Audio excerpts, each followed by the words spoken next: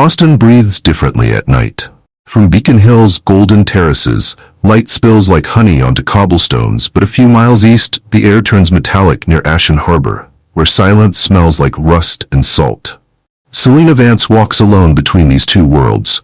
Her violin case bumps against her knee with every unsteady step. A street lamp flickers above, catching the rain sliding down her face. Not just rain, but tears she refuses to name. Her phone vibrates. A single email notification glows on the cracked screen. Final notice, tuition payment overdue. She exhales, a small, defeated laugh. Moments ago, the conservatory called to say her audition, her last chance, had failed. The dream her parents died believing in has collapsed quietly, like a stage curtain closing without applause. She ducks into a narrow bar that smells of whiskey and regret. A cheap jazz track hums through broken speakers. Selena orders whatever's strongest and drinks until her vision blurs, until her reflection in the bar mirror looks like a stranger. Outside, the night tilts. Rain thickens. She stumbles through unfamiliar streets, drawn by the sound of distant foghorns. Neon signs fade behind her as she drifts into Ashen Harbor, where ships sleep and men vanish.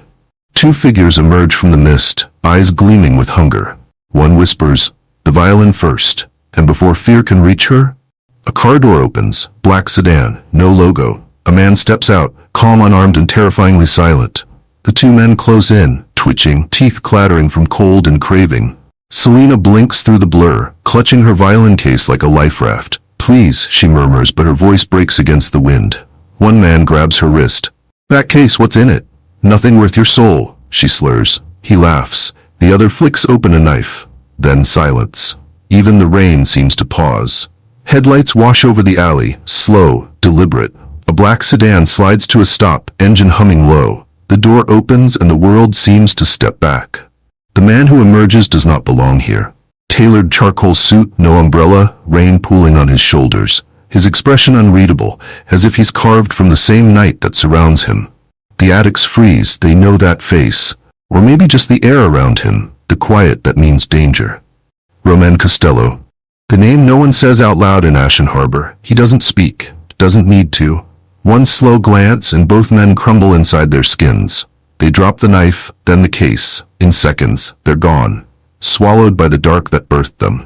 Selena, dazed, tries to focus. Her knees buckle. Roman steps forward, catches her before she falls. Up close, she smells gunmetal and rain on his skin, the kind of scent that remembers violence even when the man tries to forget. She whispers, "Who are you?" But Roman doesn't answer. His eyes flick to the violin case, still wet but intact. Something in his gaze softens, just barely. He lifts her, effortless, as if carrying something fragile from a battlefield. The city reflects on the sedan's windows, streaks of neon bending across glass and rain. As the car pulls away, the alley empties again, quiet except for the faint echo of a violin string snapped by accident. Light leaks into the room before she wakes. A pale Boston dawn, stretched thin through walls of glass. The rain has stopped, but its memory clings to every surface, droplets still crawling down the windows like slow tears. Selena stirs beneath linen too soft to belong to her. Her head pounds. Last night uncoils in fragments, the bar, the alley, the knife, the car door, those eyes. She sits up too fast. The room swims. It's not a room. It's a cathedral of steel and silence. Floor-to-ceiling windows, concrete polished to a mirror, a grand piano untouched in one corner. The kind of place that breathes power, but power without warmth. Her violin case rests on a velvet chair, dry, intact. Someone wiped it clean. Someone cared enough to do that. Selena swings her legs off the bed, bare feet sinking into the cold marble. No voices, no footsteps, only the faint hum of the city far below. She moves carefully, fingers trailing along the glass wall, tracing her reflection, a stranger in borrowed light. Through the corridor ahead, a door stands half open. Inside, a room unlike the rest, dim, alive with detail. Maps, photos, red strings, notes scrawled in block letters, the smell of ink and leather. She steps closer. A massive wall dominates the space, a blueprint of Ashen Harbor. Cargo routes, ship names, coded schedules. In the center, pinned with a silver blade, a single photo. Roman Costello, the man from the rain. Beneath the photo, a red stamp bleeds through the paper. Wanted, ghost, violation of the code, terminate on sight. Selena freezes. The silence thickens again, but this time it feels aware. Behind her, a voice, low, calm, and close enough to raise goosebumps. "You've seen enough." She turns. He stands in the doorway, immaculate as last night, eyes unreadable, the same calm that made men drop knives and run. Roman Costello, the ghost of Ashen Harbor, and he has just saved her life. Selena doesn't scream. Her breath catches halfway, trapped between fear and something stranger, recognition. The man before her looks the same as he did in the rain, composed, untouchable. But in daylight, he is too human. There are faint shadows beneath his eyes, the kind earned by nights spent awake for years. Roman studies her like one might a wild creature that's wandered into the wrong cage. His voice when it comes is even and final. "You shouldn't be here." Selena glances again at the wall behind him, maps, photos, 100 secrets she doesn't understand. "What is this place? You don't want to know." "I already do." Her tone surprises even herself. Maybe it's the hangover. Maybe it's the quiet. Maybe it's that the man who could crush her with a word hasn't. Roman steps closer, not threatening, but precise. "You saw the board," he says. "Now you'll leave. Forget what you saw." "And if I can't?" That flicker, barely visible, crosses his expression. A memory. Pain, old and buried. He turns his back to her. "Everyone who stays near me ends up dead or ruined. Go while you still have a choice." She studies him, that contradiction of control and collapse. "You saved me," she says softly. Roman doesn't turn. "Don't make that sound noble. I don't save people." "Yes," Selena whispers, "you did." The silence stretches. Through the glass, the harbor gleams silver in the morning sun, vast, industrial, endless. Roman finally exhales. "Your clothes are in the next room. My driver will take you wherever you want." Selena hesitates at the door. Her hand lingers on the handle. Then quietly, almost to herself, "Violation of the code." "What code did you break?" Roman's reflection in the glass stills completely. He doesn't answer. But in the moment before she leaves, she sees it, just for an instant, his hand curling tight, like a man holding on to the last thing he's willing to lose. And in that stillness, something invisible connects them. The soundless pull between two broken people who haven't yet realized they are mirrors of each other. Selena doesn't leave. She stands at the threshold, the skyline of Boston stretching cold behind her through the glass. Every instinct tells her to run. Yet something in the stillness of the man before her, something unguarded, roots her in place. "I'll go," she says at last. "But first, tell me why." Roman turns halfway, a shadow cutting across his jaw. "Why what? Why save me if you were going to pretend I don't exist?" Or a heartbeat. His eyes soften. Then the armor slides back into place. "Because once I didn't." He steps past her, ending the conversation. But his words hang in the air, raw and unsanded. Selena watches him walk into another room, his movements deliberate, precise, the kind that hides exhaustion behind control. A part of her wants to follow. Another part knows she shouldn't. Instead, she looks back at the wall. "Wanted. Ghost." The words feel unreal. He doesn't look like a monster. He looks like a man who forgot how to rest. That night, she doesn't sleep. Rain begins again, whispering against the glass. From the hall, faint music, classical, not from speakers but an old record player, flows through the silence. The melody trembles, slow and mournful. She follows it to the study. Roman sits alone in the dark, the record spinning under amber light. On the desk beside him, a single photograph. A young girl, smiling, holding a violin. Selena whispers, "Your daughter?" He doesn't look up. "My sister." "What happened to her?" His jaw tightens. "She trusted the wrong man."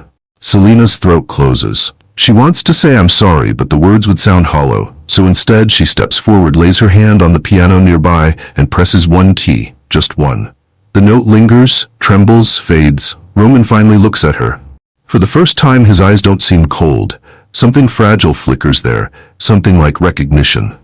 In that moment, neither speaks, but the air between them shifts. Not peace, not forgiveness, an understanding born from two silences that, for the first time, find an echo. Days bleed together, quiet and strange. The penthouse becomes a kind of purgatory, half sanctuary, half prison. Selena wakes to the sound of the sea and falls asleep to the hum of cargo ships drifting across the fog. Roman never speaks of what he does during the day, only that he handles things. He leaves before sunrise and returns when the city sleeps again. But she begins to notice the traces he leaves behind. A half-finished glass of whiskey on the piano, a coat hung perfectly on its hook, a faint scent of rain and cologne lingering near the window. Every object in his world feels positioned, controlled, except the silence. One evening, she finds herself in front of the grand piano. The air outside glows amber as the sun sinks over Ashen Harbor. Cranes stand like silhouettes of forgotten giants. For the first time since that night, she opens her violin case. The strings are still damp-smelling, slightly warped by the rain, but when the bow touches them, the sound rises, thin, uncertain, trembling. Then, slowly, it finds its center. The melody unfolds, hesitant but alive.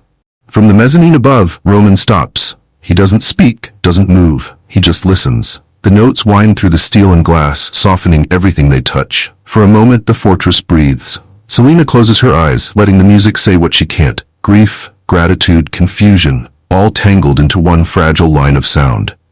When she finishes, the silence that follows feels different, warmer, human. Roman descends the stairs. What piece was that? She glances up. Something I wrote. It doesn't have a name. He nods, gaze distant.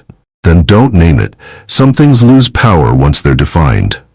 The way he says it, like a man talking about himself, stirs something in her. She wants to ask who hurt you enough to make you hide behind silence, but she doesn't.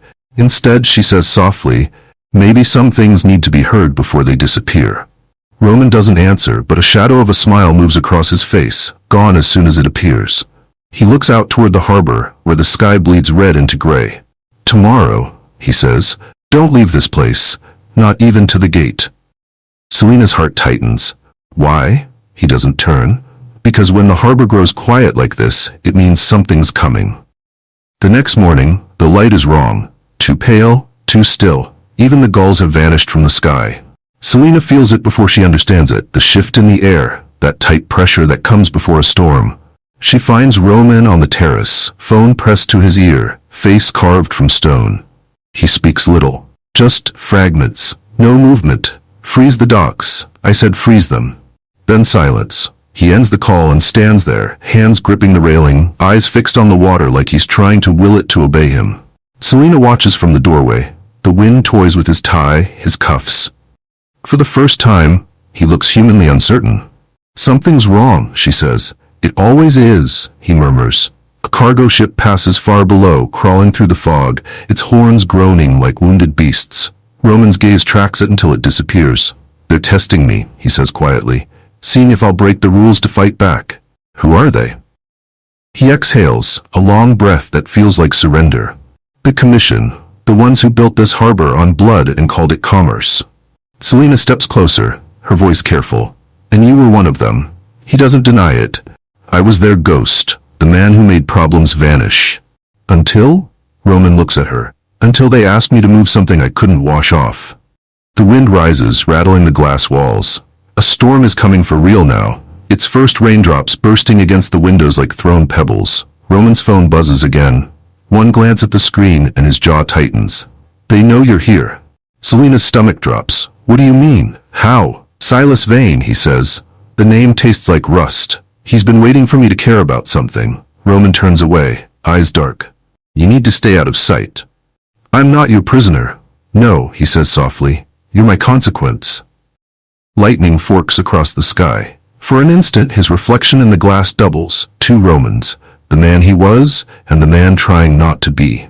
Selena steps forward, voice trembling. Then what happens now? Roman answers without looking at her. Now I find out if a man like me can protect something pure without destroying it. The thunder swallows his words, but she hears them anyway. And as the storm breaks over Ashen Harbor, both of them understand.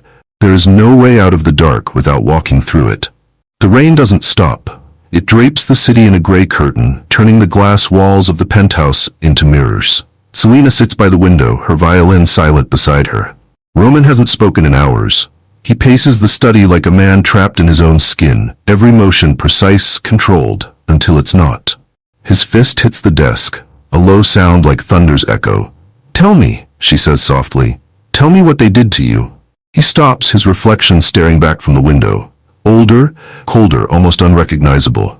It's not what they did, he says at last. It's what I let them do. Selena waits. She's learned that with Roman, silence is not empty, it's a language. He walks to the cabinet, opens a hidden drawer, and pulls out a small box. Inside, a child's silver locket, tarnished at the edges. He places it on the desk between them. My sister's, he says. Luna. She was 17 when they killed her. Selena's breath catches. Roman's voice turns quieter, as if speaking might bring the ghosts closer. I was climbing, making a name in the organization. They said I had potential, a mind for logistics, no conscience to slow me down. I thought I could build an empire clean enough to hide the dirt beneath it. He looks at her. You can't. He opens the locket. Inside, a faded photograph of a girl with dark hair and a reckless smile. She wanted to be a dancer. I told her I'd make enough money so she could study anywhere she wanted. I didn't see she was already in danger because of me. Selena whispers, what happened? Roman's jaw works before the words come. One of our own tried to send a message. They didn't come for me. They came for her. He closes the locket, the sound small but final. After that, I burned everything. Names, ledgers, men. I became what they called me. Ghost. The one who leaves no witnesses. The rain hits harder. Selena's eyes sting, but she doesn't look away. Then why stop now? She asks. Why not stay the monster they fear? Roman studies her, and in his silence there's grief, but also something like defiance. Because one night I saw a girl in an alley clutching a violin the way Luna clutched her diary, and I couldn't let her vanish the same way. The room goes still. The storm outside becomes the rhythm of their breathing. Selena steps closer, her voice low, trembling. You saved me because of her. Roman shakes his head. No, I saved you because you reminded me there's still something worth saving. For the first time